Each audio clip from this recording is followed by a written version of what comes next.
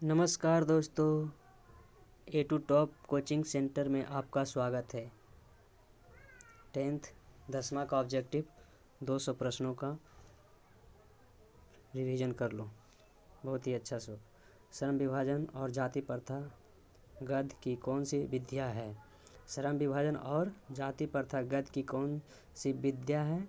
निबंध। क्या हो जाएगा? निबंध हो जाएगा। ठीक है, निबंध। श्रम विभाजन और जाति प्रथा पाठ बाबा साहेब के किस भाषण का संपादित अंश है? क्या हो जाएगा? Annihilation of Caste. श्रम विभाजन और जाति प्रथा पाठ बाबा साहेब क्या हो जाएगा? किस भाषण का संपादित अंश है? Annihilation of Caste. तीसरा में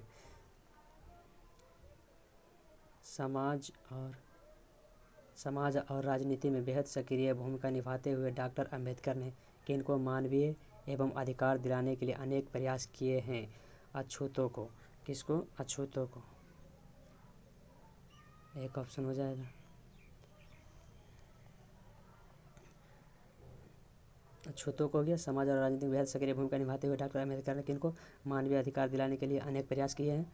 अछूतों को। संविधान निर्माता डॉक्टर अंबेडकर के अनुसार आदर्श समाज पर आधारित होना चाहिए। किसके आधार पर? इनमें से सभी आधार पर होना चाहिए, है ना। इनमें से सभी आधार पर होना चाहिए। क्वेश्चन नंबर 4 क्या हो गया? संविधान निर्माता डॉक्टर अंबेडकर के अनुसार आदर्श समाज पर आधारित होना चाहिए। किसके? इन सभी पर हो जाएगा। ऑप्शन नंबर डी, है ना। आते हैं 5 नंबर क्वेश्चन पर। बाबा साहेब भीमराव अम्बेडकर का जन्म किस राज्य में हुआ था? मध्य प्रदेश। मध्य प्रदेश, ठीक है। बाबा साहेब भीमराव अम्बेडकर का जन्म कब, कितने ईस्वी में हुआ था? यानी 1891 ईस्वी। 1891 ईस्वी। भीमराव अम्बेडकर के मुख्यतः प्रेरक व्यक्ति रहे हैं। यानी भीमराव अम्बेडकर के मुख्यतः प्रेरक व्यक्ति कौन रहे हैं? इनमें से सभी। बुद्ध हो जाएगा, कबीर और ज्योतिबा फूले। इनमें से सभी हो जाएगा। 4 ऑप्शन डी मारना, ठीक है। भीमराव अम्बेडकर का मुख्यतः प्रेरक व्यक्ति रहे हैं। बुद्ध और कबीर, ज्योतिबा फूले रहे हैं, ठीक। डॉक्टर अंबेडकर के अनुसार भाईचारे का वास्तविक रूप है दूध पानी के मिश्रण की तरह। किसका किसका? डॉक्टर अंबेडकर के अनुसार भाईचारे का वास्तविक रूप है यानी दूध पानी के मिश्रण की तरह, ठीक। यदि जाति प्रथा को श्रम विभाजन मान लिया जाए, यह स्वाभाविक विभाजन नहीं है क्योंकि यह मनुष्य की रुचि पर आधारित नहीं है। श्रम विभाजन और जाति प्रथा। श्रम विभाजन और जाति प्रथा।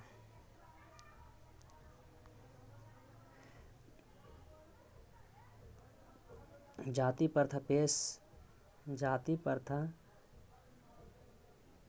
प्रथा पेशे का दोषपूर्ण निर्धारण नहीं करती बल्कि मनुष्य को जीवन भर के लिए एक पेश में बांध भी देती है।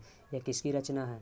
डॉक्टर भीमराव अम्बेडकर। डॉक्टर भीमराव अम्बेडकर के 11 नंबर आते हैं। यह विडंबना की बात है कि इस युग में भी जातिवाद के पोषकों की कमी है। यह कथन किस पाठ का है? किस पाठ का हो जाएगा? ये किस पाठ का हो जाएगा? बताइए, कमेंट कीजिए। इसका क्वेश्चन क्या हो जाएगा? श्रम विभाजन और जाति प्रथा। श्रम विभाजन और जाति प्रथा, ठीक है। जाति प्रथा का श्रम विभाजन 12 नंबर पढ़ रहे हैं। जाति प्रथा का श्रम विभाजन मनुष्यों स्वेच्छा निर्भर क्या कहता है?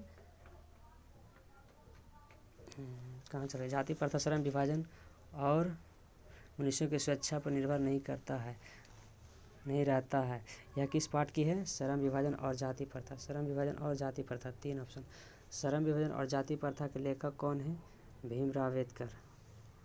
भीमराव अम्बेडकर। संविधान के निर्माता किन्हें कहा जाता है? भीमराव अम्बेडकर, ठीक है। भीमराव अम्बेडकर। जाति प्रथा किस प्रकार का श्रम विभाजन है? जाति प्रथा किस प्रकार का श्रम विभाजन है? किस प्रकार का बताओ?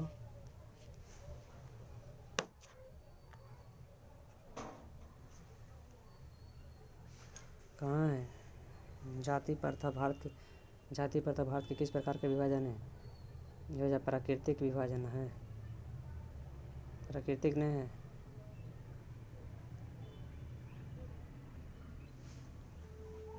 क्वेश्चन का आंसर क्या होगा बताओ?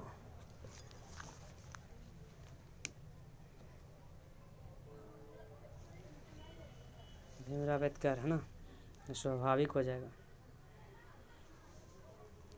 स्वाभाविक है, हाँ स्वाभाविक है। ये है जाति प्रथा भारत में बेरोजगारी का एक प्रमुख कारण बनी हुई है।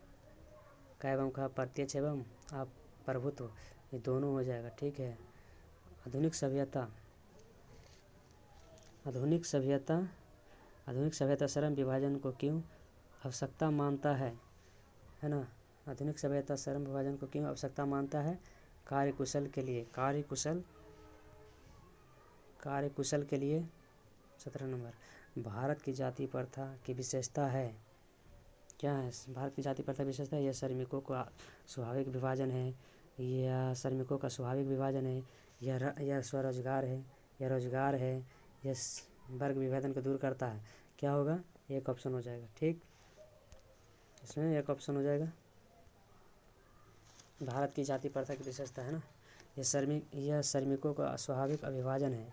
जाति प्रथा 19 नंबर, जाति प्रथा स्वाभाविक श्रम विभाजन नहीं है। जाति प्रथा स्वाभाविक विभाजन नहीं है, मतलब किस पर आंसर हो जाएगा? ऑप्शन कौन होगा? 4 ऑप्शन देखो।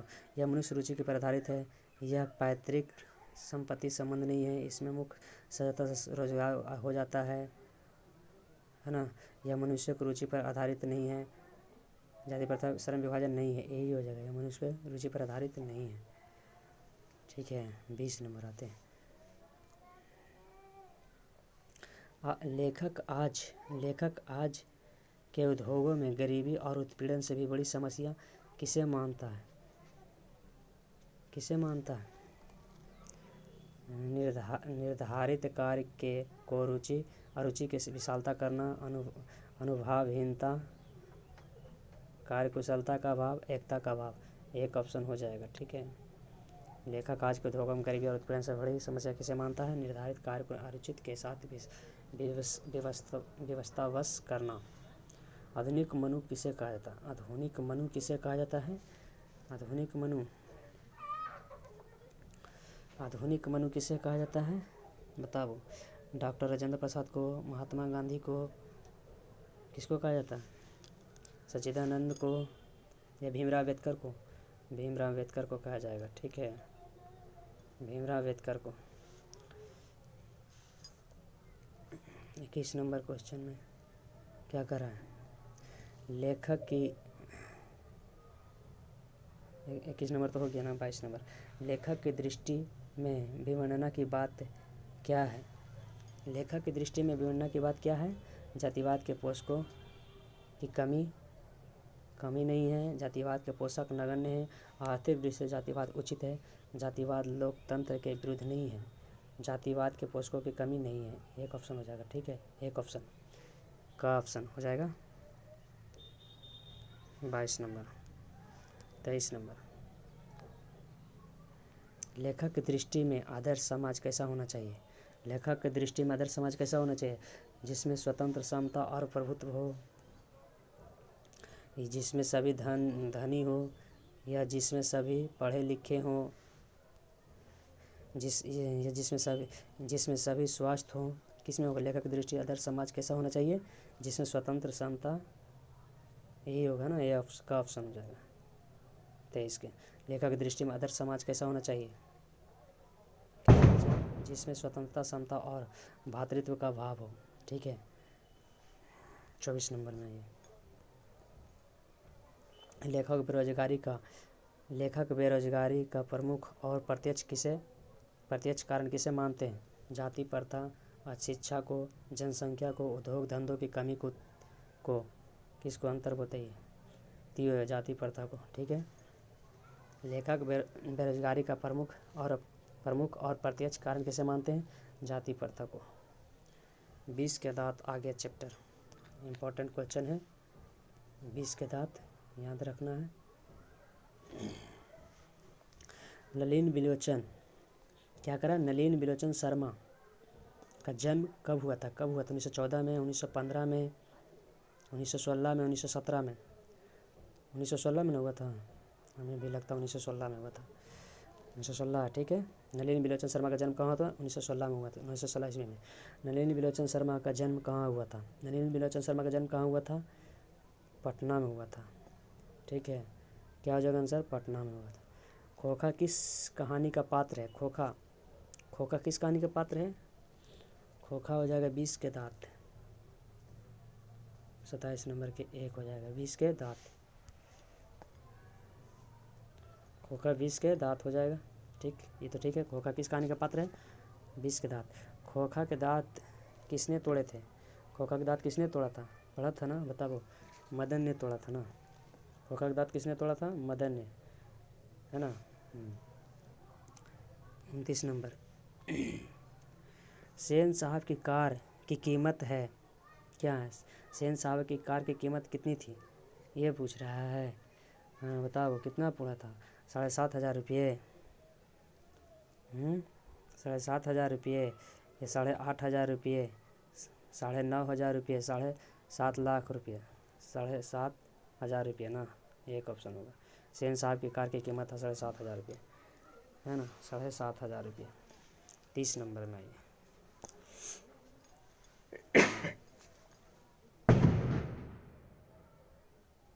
आज नया साल है भाई, इसलिए पटाखे सब फोड़ रहे हैं। सेन साहब की आंखों का तारा है। सेन साहब की आंखों का तारा क्या था? कार न था, कार था कि खोखा? खोखा उसका बेटा का नाम था ना, देने खोखा हुआ।